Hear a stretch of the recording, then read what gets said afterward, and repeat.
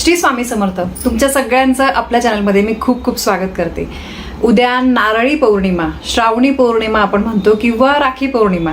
तर उद्याच्या पौर्णिमेच्या दिवशी तुम्हाला घरामध्ये एक वस्तू जाळायची आहे, ज्यामुळे आपल्या घरामध्ये मोठ्यात मोठी काही नकारात्मकता असेल, कोणाची वाईट नजर, करणी, बाधा याचा काहीही वाईट परिणाम झालेला असेल तर तो निघून जाण्यासाठी, वाईट गोष्टींपासून यापुढे आपल्या घराचं रक्षण होण्यासाठी तुम्हाला हा उपाय करायचा आहे.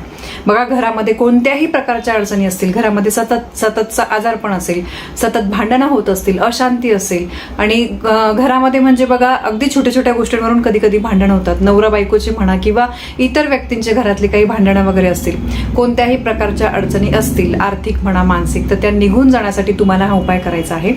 यासोबतच पौर्णिमेचा दिवस अत्यंत महत्त्वाचा असतो, माता लक्ष्मीला समर्पित असा दिवस असतो आणि माता लक्ष्मीने आपल्या घराकडे आकर्षित व्हावं यासाठी आपल्याला एक दिवा लावायचा आहे.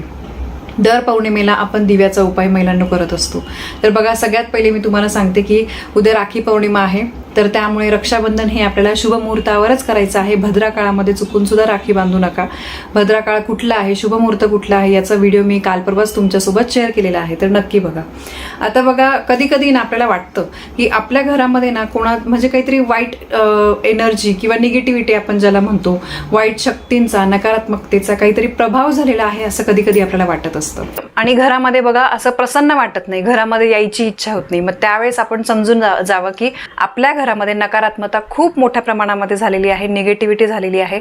आणि बघा, हे पण मी तुम्हाला सांगते की निगेटिव्हिटी, वाईट ज्या गोष्टी असतात त्या बाहेरचेच घरामध्ये आणतात असं नाहीये, आपल्या घरातल्यांसोबत सुद्धा ती येत असते. म्हणजे बघा, आपण बाहेर जातो, बाहेर गेल्यानंतर आपल्या किती लोकांशी संबंध येतो, कोणत्या कोणत्या ठिकाणी आपण जातो. समजा बाहेर गेल्यावर कोणाचे काही वाईट शब्द आपल्या कानावर पडले, आपलं कोणाशी काहीतरी भांडण वगैरे झालं, त्याच आपण चिडचिड्या विचारांनी, रागाने आपण जर घरामध्ये आलो तर आपल्या घरामध्ये आपल्यातली नकारात्मकता जी आहे ती आजूबाजूला पसरते आणि त्याचा परिणाम घरातल्या सगळ्यांवर होत असतो. त्यामुळे तुम्हाला हा उपाय करायचा आहे. नक्की उपाय करा, 100% खात्रीशीर आणि अगदी सोपा हा उपाय आहे. यासाठी तुम्हाला काय लागणार आहे, पिवळ्या रंगाची मोहरी, पिवळी मोहरी आपण म्हणतो, जशी काळी मोहरी मसाल्याच्या डब्यातली असते त्याचप्रमाणे पिवळी मोहरी असते. जिथे देवाचं सामान मिळतं तिथे तुम्हाला ही पिवळी मोहरी मिळेल. अगदी तुम्ही बघा 5-10 रुपयाला एवढीशी छोटीशी पुडी मिळते. माझ्या घरामध्ये मी अगदी आणून ठेवते ती, कारण मी दर अमावास्या पौर्णिमेला उपाय करत असते. तर बघा, पिवळी मोहरी तुम्हाला आणायची आहे आणि त्यानंतर तुम्हाला 4 ते 5 चिमुठी मोहरी उजव्या हातामध्ये घ्यायची आहे. त्यानंतर तुम्हाला सगळ्यात पहिले तुमच्या घराचा उतारा करायचा आहे, ठीक आहे. आणि घरातील प्रत्येकाचा सुद्धा आपल्याला उतारा करायचा आहे. सगळ्यात पहिले मुख्य दरवाजाच्या बाहेर उभं राहून खालून वरपासून नेऊन तुम्हाला श्री स्वामी समर्थ म्हणा, तुम्ही मनामध्ये तरी सुद्धा चालेल, पूर्ण क्लॉकवाईज तुम्हाला, म्हणजे डावीकडून वरून मग उजवीकडून तुम्हाला परत खाली असं तुम्हाला करायचं आहे, जसं घड्याळाचे काटे फिरतात तसं. आणि मुख्य दरवाजाच्या बाहेर उभं राहायचं आहे आणि मग करायचं आहे. बाहेर एक छोटीशी वाटी ठेवा, त्याच्यामध्ये ती मोहरी टाकून द्या, स्वच्छ हातपाय धुवायचे आहे. त्यानंतर घरातल्या जे लोक आहे, लहानांपासून मोठ्यांपर्यंत, त्यांचा सुद्धा तुम्हाला उतारा करायचा आहे. सेम पद्धतीने हातामध्ये पिवळी मोहरी घ्यायची आहे, त्यांना उभं, फक्त त्यांचं तोंड दक्षिणेकडे येणार नाही असं उभं करायचं आहे. क्लॉकवाईज ती मोहरी फिरवायची आहे.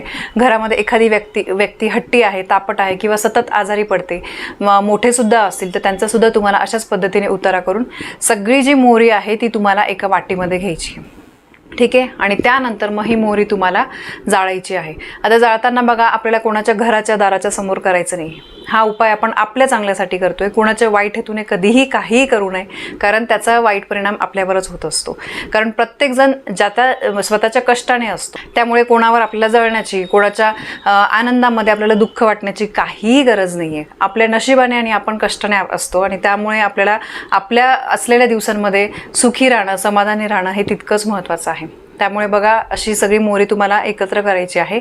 एखाद्या अशा ठिकाणी तुम्हाला एखादी छोटीशी पणती घ्या किंवा त्या वाटीमध्ये तुम्हाला शेणाची गौरी तुमच्याकडे असेल तर ठीक, नाही तर कापूर टाकायचा आहे आणि मग ते प्रज्वलित करायचं आहे आणि ती मोहरी जाळून टाकायची आहे, ठीक आहे. किंवा तुम्ही जमिनीवर टाकून केलं तरी पण चालेल. आणि मग घरी यायचं आहे, मागे न वळून बघता तुम्हाला घरी यायचं आहे.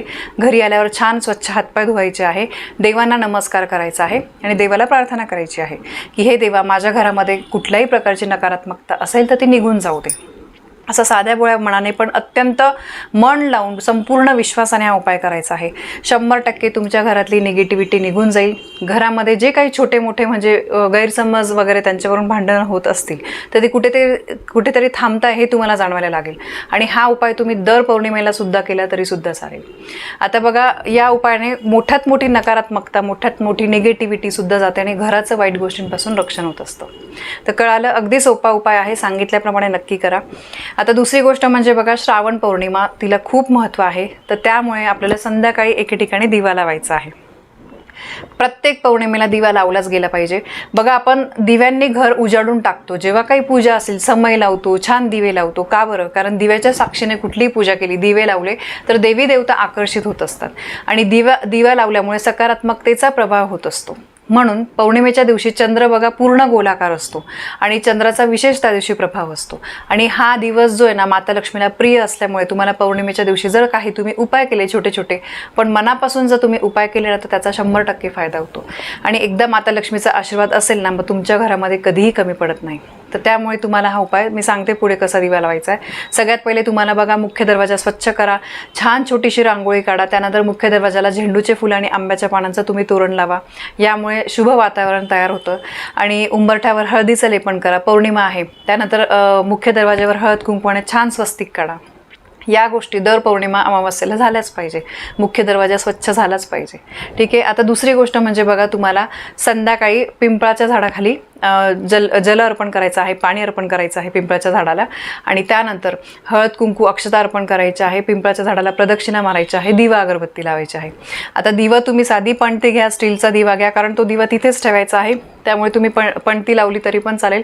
त्याच्यामध्ये आपल्याला तुम्ही शक्यतो तुपाचा दिवा या ठिकाणी लावा आणि नमस्कार करायचा आहे. अशा अगदी सोप्या पद्धतीने पिंपळाच्या झाडाखाली तुम्हाला दिवा लावायचा आहे. बघा, पिंपळाच्या झाडामध्ये साक्षात भगवान विष्णूंचा, माता लक्ष्मीचा वास असतो. यासोबतच आपल्या पितरांचा वास असतो. त्यामुळे पौर्णिमेच्या दिवशी जर तुम्ही पिंपळाच्या झाडाची सेवा केली, तिथे दिवा लावला, तर माता लक्ष्मीचा भरभरून आशीर्वाद तुम्हाला मिळेल.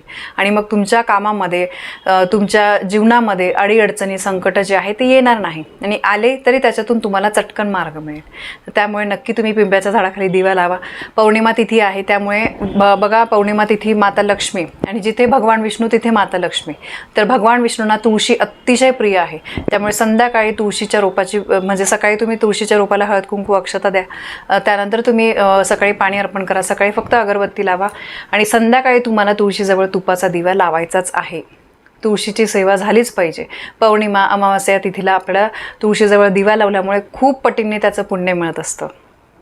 तर बघा, सांगितल्याप्रमाणे तुम्ही पिंपळाच्या झाडाजवळ, त्यानंतर तुळशीजवळ तुम्हाला दिवा लावायचा आहे.